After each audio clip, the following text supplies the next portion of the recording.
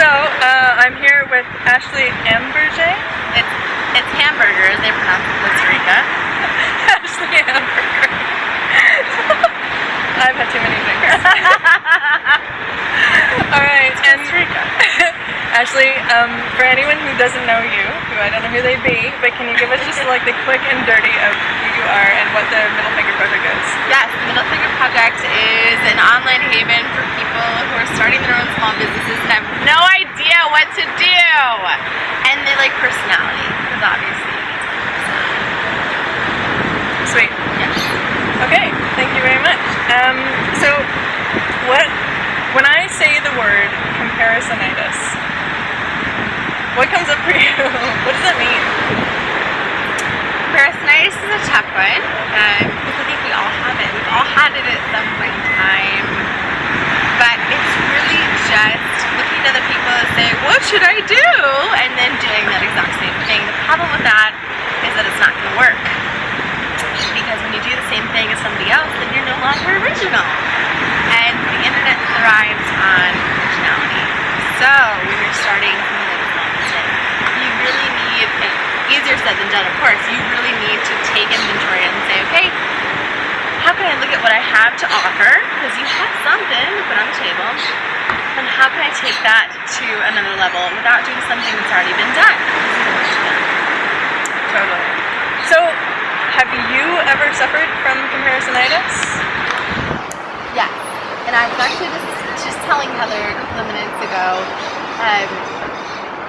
something that happens a lot is that no matter what you're putting out, whether what you're doing, if it's a service, it's a product, if it's a website, something you've written, something you've done, it can always be better.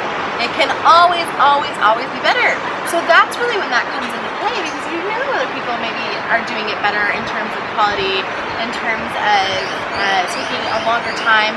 Maybe they're sourcing testimonials from across the world, something like that.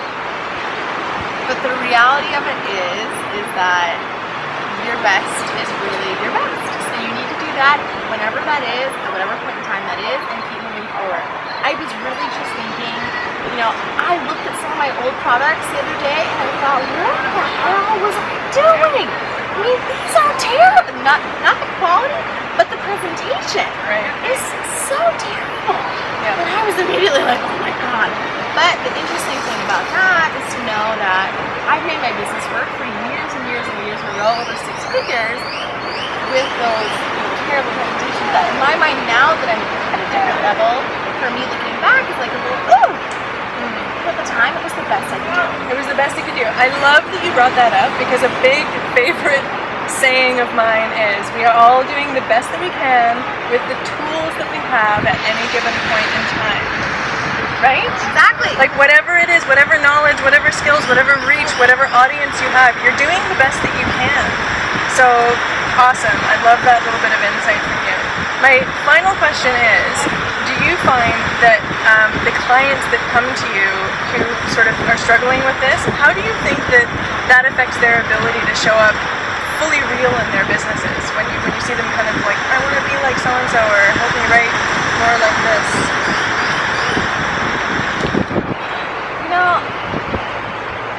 For me as a copywriter, most of the clients that are coming to me to write for them. And a lot of times it manifests itself in the sense of I want to sound like X, Y, or Z person, for example, or even sometimes me. But what I do as a copywriter isn't so much just write the copy in my own voice, but help them find their own. And I know I hate that phrase, find their own voice. It's so overplayed. But realistically, that's what we're talking about. And it's so important, going back to the first point that I made about originality and how important that is for your online space when you're coming up with an online business. So your voice is the same thing. So if you're hiring a copywriter, make sure that they're going to be able to translate how you are as a person. If I were to meet you on the street, what you would sound like and be like onto the page. A lot of people shy away from that because they're worried that they're not going to sound quote-unquote professional enough, or their actual own persona isn't going to be worthy or professional or businessy enough. But realistically, when you're on the internet and you're somebody who's lost in X, Y, or Z topic, really what you're looking for is somebody who's down to earth, who can help you understand exactly what to do and not be at this other crazy level. So we like down to earth, and it's a really good thing. Yeah. Awesome. Fantastic. Yeah. Heather Thorkelson! Ashley Hamburger. Damn! I'm stuck with it now! All across the internet. Thank you so much for weighing in on this topic. I really appreciate it, and cheers. Anytime.